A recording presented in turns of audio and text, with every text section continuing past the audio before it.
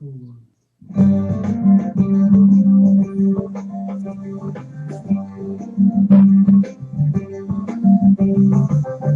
had ever dated before, I would probably know just what to do. Don't you? If I had ever dated before, on another time around the wheel, I would probably know just how to deal with all of you.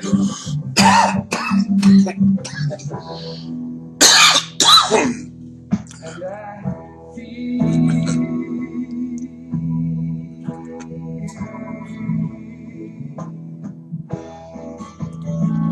feel like I've been here before.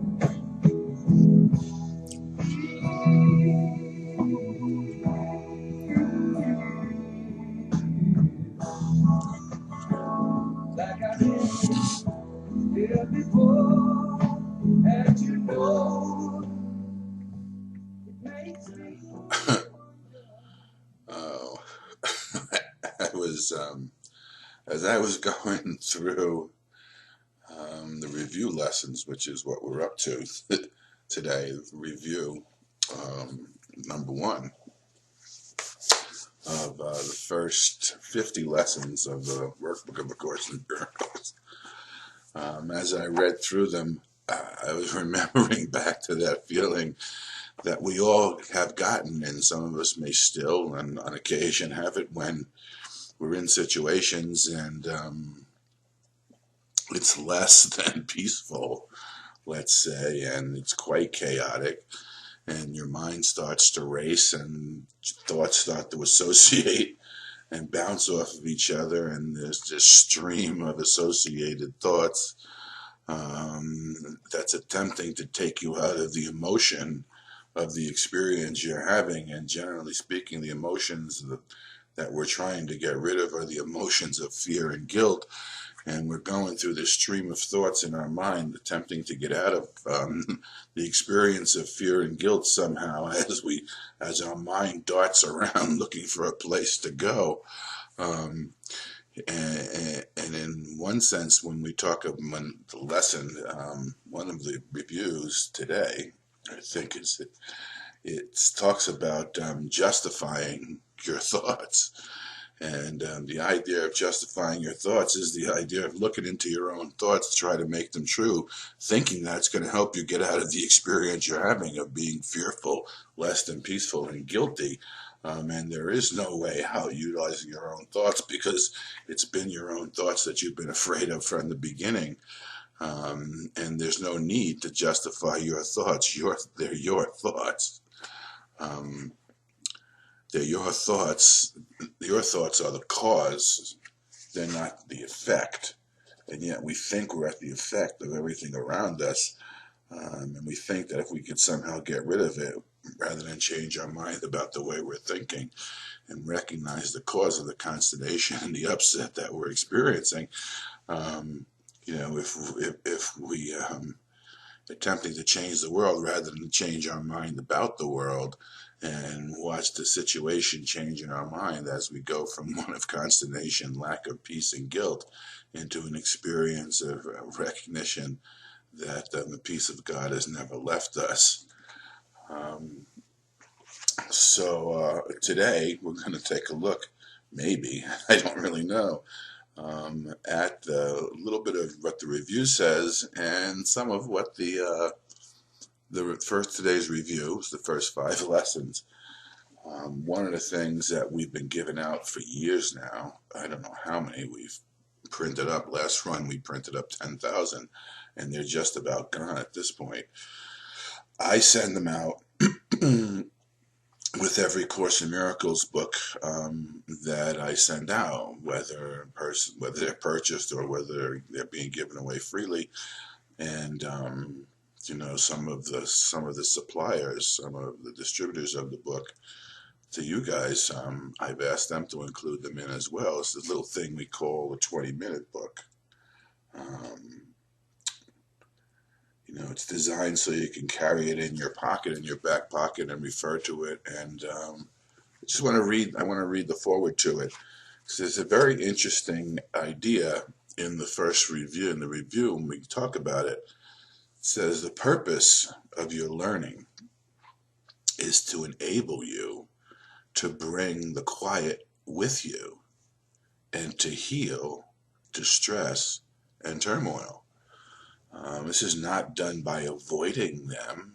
It's not done by or you could think you could do it by avoiding the turmoil and distress, but the turmoil and distress goes with you because it's in your mind. The meaning that you've given the situations you faced is where the turmoil and the distress occurs. So it would be a change of mind, a change of understanding, and a change of meaning of the situations, what they're for and why you're there for, why you're there in them. That would allow you to look upon it in a new way. The purpose of your learning is to enable you to bring the quiet with you and to heal distress and turmoil. This is not done by avoiding them and seeking a haven of isolation for you, for yourself. At some point in time, no matter what it is you're doing, even many of you who find yourself in roles of teachers of A Course in Miracles or leaders of some of the churches that have been founded on A Course in Miracles, attempting to set up sanctuaries where people can go and seek refuge. The idea that people need to go and seek refuge is the admission that there is turmoil and that there's no way for you to escape it and you haven't figured it out yet yourself. And these lessons aren't designed to just, put the new wine in old skins. They're designed to allow you to lead a life wherein which you become a miracle worker, bringing the peace and the quiet with you, and through the change in your mind, bestowing that upon everyone who is within the purveyors of the mind that you're utilizing. You will yet learn that peace is a part of you and requires only that you be there to embrace any situation in which you are. It requires that you be in the situation, any situation, not run from the situation, not hide from the situation, not attempt to change the situation, but utilize this new way of thinking, this way of changing your mind. Requires that you be there and not hide from it. And finally, you will learn there is no limit to where you are, so that your peace is everywhere as you are. There's another interesting statement. As you will know, for the review purpose, the ideas are not always given in quite the original form of statement. Use them as they are given here. It is not necessary to return to the original statement. It's not necessary to return to the original statement to apply the idea as was suggested. It's not necessary to do that. It's one of the reasons why I personally advocate going through the lessons through the workbook one time. You don't need to, this doesn't need to become a ritual because as Jesus says in the Manual for Teachers, routines become rituals and gods unto themselves, and then you're just doing them ritualistically without really thinking about what's occurring. And the attempt to do them over and over again is the denial that they've worked in the first place, which I don't understand at all. I mean, if you're doing these lessons the way they're designed, then you've done what's required of you. The idea that there's a correct way to do them and that they should be done over and over until they're done correctly is ludicrous to me. You don't have to understand these, as we said in the introduction. You don't have to believe them. Just do them, and you'll begin to think differently automatically because they work when the way they're designed. And they're not designed, let's say, by an egoic human mind. These come from the divine mind of Jesus.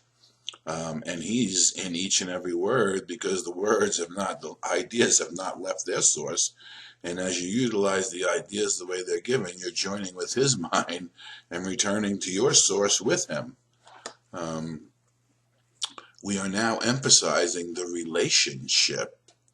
relationships among the first 50 ideas we have covered, and the cohesiveness of the thought system, as opposed to the chaotic nature of the egoic thought system, which really has no cohesion.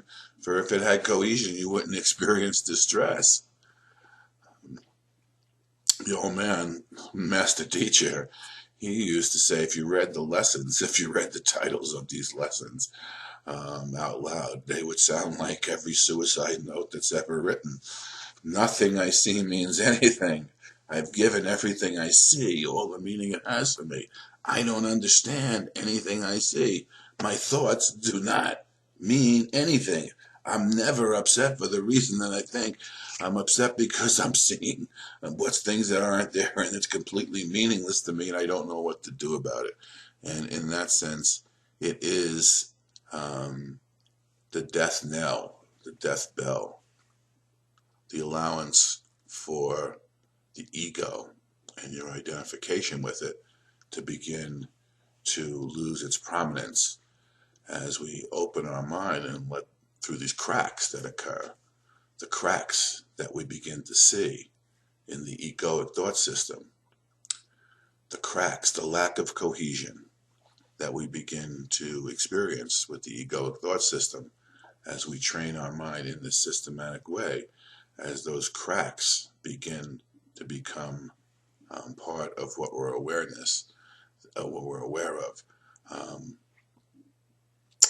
When I say cracks, what I'm meaning is when we begin to see and recognize, and that's what a lot of the little explanations under the lessons, under the review, will point to, when we begin to see the lack of satisfaction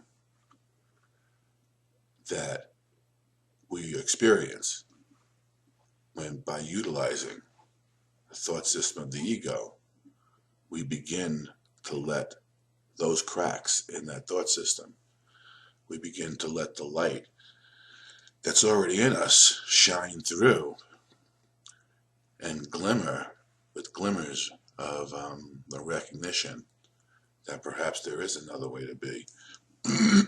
I was reading these this morning, and I realized how much of my time prior to the mind training of A Course in Miracles was given to the justification for my own thinking, and how crazy making that was, because it was a meaningless attempt to try to escape from the guilt, sickness, pain, suffering, and fear that I saw within me. Everything ended in death. And since I began to integrate the light of my own awakening and revelatory experiences, now all roads lead to eternal life, because we're eliminating the thought system and the tension which comes from the lack of cohesion, the tension that exists and gets played out on our bodies. We're beginning to eliminate the tension and the lack of cohesion that gets played out on our bodies and shows up as wear and tear, both physically and psychologically. And it's the psychological wear and tear that causes the breakdown of the physical, because they're one and the same. And when you really look at it, when you come to know what's going on. So these lessons are designed. I realize how, and I'm not perfect at this. Nobody's expected to do this perfectly. As Jesus says, midterm marks are not recorded on your permanent record, and until you pass this course, you're gonna, as they sing in the song Deja Vu, the trials are going to be lessons that are repeated again until you learn them, and you're going to feel like you've been there before. And finally, when you feel like you've been there before enough and stop resorting to the old ways that you utilized your mind and your heart, when you realize you had been here before and you ask for help, and the help rises up from within you and descends upon you, in the new light recognition of a better way of thinking and a new way of being, you'll find that you don't have to. Not only do you not have to experience being here before, but you won't have to do this again, I assure you. As Jesus said to me, follow the directions and you won't have to do this again because you're doing it to yourself. And many of you who have been hanging around the barbershop long enough are beginning to get your hair cut in that regard, and recognizing the light at the end of the tunnel is not going to result in another time around the wheel, so you can figure out how you feel with saying the same old situations you've been facing. Nothing I see means anything. I have given what I see all the meaning it has for me. And a mind that's locked in its own association gets depressed when it thinks that way.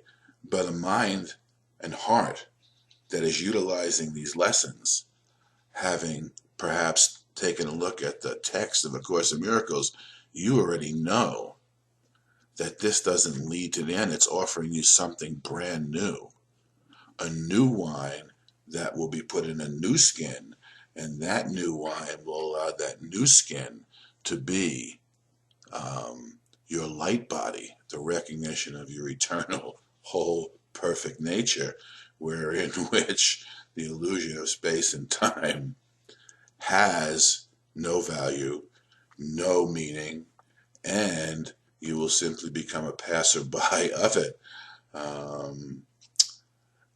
I'm not understanding anything I see. How could I understand what I see when I have judged it amiss?